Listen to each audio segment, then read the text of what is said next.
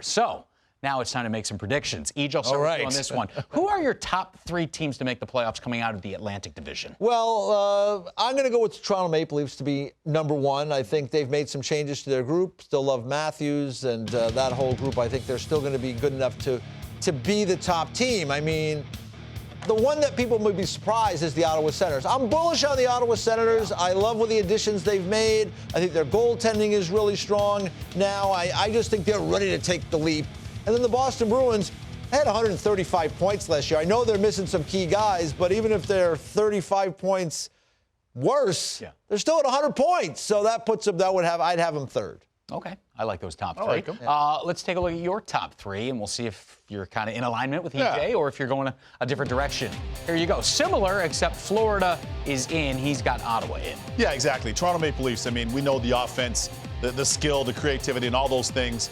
Boston Bruins, to me, even in the departure of franchise great Patrice Bergeron and, of course, David Krejci, I still think that they're going to be an outstanding team. And the Florida Panthers, just building upon what they did last year, that's why I have them in the 3 spot. All right. I kind of want to ask you guys about Toronto. You both have them number 1 in the Atlantic. Regular season, very different than playoff time.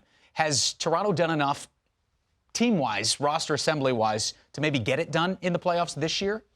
Yes or no? Well, we're going to find out. I mean, I got to see it, for me. I mean, yes, they've addressed some of the issues, but, in goal, Samsonov and Wall. I mean, is that going to be good enough come postseason time? So there's still some questions about the Leafs for me. Yeah. Still some questions on the back end. Yeah. Because we know that they could score with anybody. That's right. And now I love to see the jam that they've added to the group up front. Yeah. But the back end is still their back end, and I'm curious to see if they make any acquisitions coming down the stretch to really bolster their blue line. Yeah. All right, you guys both have the Boston Bruins in that 2 spot. I think a lot of people out there see the retirements of Bergeron and Krejci and think this team is going to plummet because they didn't really fill that depth down the middle, at least in, the 1C and 2C spots. Why do you think they are going to be another one of those playoff-type teams, especially in the Atlantic? Well, the culture is been really established there, and they still have really good players within their group. They have Ullmark and Swayman in goal. That was a great duo. The best duo in the league last year. The Vezina Trophy winner in Linus Ullmark. They still have McAvoy on defense and Hampus Lindholm. And so they're still strong there. Pastrnak and Marchand as guys who can score goals and create offense. I mean, yeah, they're going to have to fill some spots in the middle. But well-coached, good long-term culture there. I just think they still find ways to win games. Yeah, I do too. And I think JVR, I was talking about him off camera. I think he's going to be a nice piece if he stays there, if he's healthy. Should he be healthy, I think he gets them 20 to 25 goals. That front guy. That front man. Yeah. Just from being there, you're going to score. Right. Yeah. And Luch. Luch is back. The L train, the Luch train is back in Beantown. A lot of that identity from the 2011 Stanley Cup champion Boston Bruins. All right, from the Atlantic to the Metro, it finished Carolina, New Jersey Rangers a year ago. EJ, predictions, does history repeat itself this year? I think it's going to repeat itself this year. And I like Carolina. I like their offseason acquisitions. They get Svechnikov back healthy. They've got the 3 different goalies there they can still rely on, whether it's Anderson or Ronto or your guy Peter Kochetkov. I remember you tipped me off on him about 4 years ago. You liked him coming up through the pipeline. The Devils, I don't know if there's any more exciting team to watch than the New Jersey Devils with the speed they have.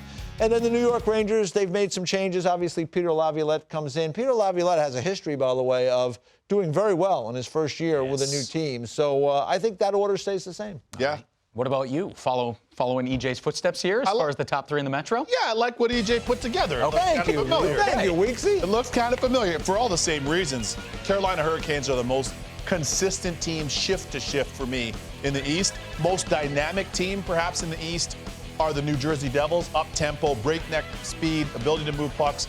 New Jersey Devils, I love what I'm seeing from them. And, of course, the Rangers. The Rangers are right there. They have a lot of the pieces that you need. They've got a really good blue line and an outstanding goalie, one of the best in the world. All right. How about areas of concerns for those 3 teams in the Metro? Let's start with Carolina. If there's an area of weakness, where would you identify that? My biggest thing for Carolina, and I've been saying this, is as much as I love their team, and I do, they still don't have the one-shot threat per se. Now, Svechnikov, we know, bright young player, and I think he has a chance to be a star in this league. He's coming off the ACL surgery.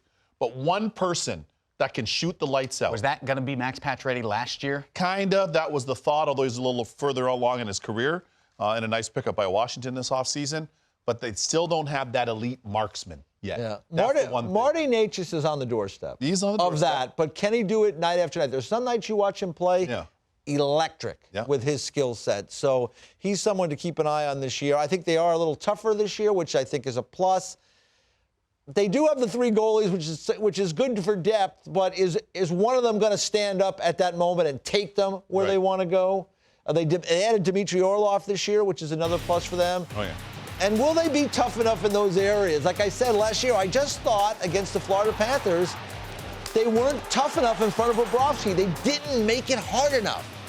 And when you get into the postseason in a 7-game series against really good goaltenders, you have to make it more difficult for them. I thought that was an area they were lacking in that 4-game loss to the Panthers. All right, how about the New Jersey Devils? And the expectations, I mean, especially in the Metro New York area, are through the roof right now for that young team that took that big step last year. Where are they this year, and what could hold them back from maybe taking that next step? Well, I'm still not 100% sold on the goaltending. Vanacek was great during the regular season, but he really struggled in the postseason. He was replaced by Akira Schmid, who played very well when he was called on. But, I watch goalies, and, when you watch a guy, you see Shesterkin, he gets beat there, and he gets beat on a couple of these plays. But when you watch goalies who really are established in this league, you watch their head, how they track the puck. Does their head follow that puck right into the glove or off the blocker? Again, you played the position. I want to see more of that from Schmidt. I don't know if I saw that last year. So, to me, that's where I have concern. But the good news is that there are goaltenders that might be available. Tommy Fitz has shown the willingness to go out in the trade market. So if those 2 guys struggle, that might be the opportunity to make a deal. That's the key word you just said, opportunity for these young guys on a team that's now made major progression from last season. This is all about opportunity for these guys, for both Schmid and Vanacek. Vanacek was excellent in the regular season, to your point. Schmid played well in the playoffs. Yep. And now at this point, you're starting from scratch in a new year with a new sense of heightened optimism here in New Jersey for this group. So great opportunity for these young guys. All right, let's talk wildcard teams, because if we learned anything last year, just get into the dance and anything can happen. That's true. Case in point, the Florida Panthers. So, EJ, I'll start with you. Give me your 2 wildcard teams out of the Eastern Conference. Yeah, I'm going to go with the two veteran groups here. I'm going to go with the Tampa Bay Lightning. I know Andrei Vasilevsky is going to miss the first couple of months of the season. The schedule is going to be interesting for Tampa. Are they in the mix, or are they playing catch-up the rest of the season? I think that you've got to hope that you can kind of stay in the middle of the pack without Vasilevsky. This is the biggest challenge I think the Lightning have ever had. They've been without Stamkos at different times. They've been without Kucherov at different times, even for shorter stretches without Hedman. They have never been without Vasilevsky for a long stretch. This will be a challenge for them, but I think they get through that. And then when Vasilevsky returns, I think that's when they can turn on the Jets. A little bit younger, too, throughout their lineup this year. So I have them. And also the Pittsburgh Penguins. I think the time is now. I mean, the clock is ticking. It's the same for the Washington Capitals in that star players that nearing the end of their career. Window is closed. I think they've made the additions. And if Tristan Jarry plays well, they've made enough additions that they can get to the playoffs. All right, well, the Pens missed the playoffs by a single point a year ago, so Eej has them back in this year. Weeksy, let's go to you. Who are your 2 wildcard teams in the East? Well, I'm with Eej. I just have them in reverse order, actually. Did you guys call each other before the show? No. I mean, these are It's identical funny. here. I found out some of the picks, and we didn't. And we landed on a lot of the same things, so it's just minds think alike. kind of crazy. Well, you could say that. We'll see how it plays out. Or you might not. I don't know. You're You in it together. might not. All right, so your justification, you've got the Penguins and the Bolts as well. Yeah, Penguins, a really big year for the Penguins, of course. So disappointing by their standards in their group last year. Sidney Crosby, everybody said as much. They go out, they make some major deals. Number one, you get the reigning Norris Trophy winner who's won 3 Norris Trophies in Erik Karlsson. And now you add him to that defense with the great Chris Letang. In addition to that, a move that might have gone under the radar, and I remember making this, is Riley Smith. Yeah. This is a good piece. Yeah, Not only is he a absolutely. Stanley Cup champ in Vegas, he's a good piece. You can play him in different spots in your lineup. He's a versatile player, a very good complementary player.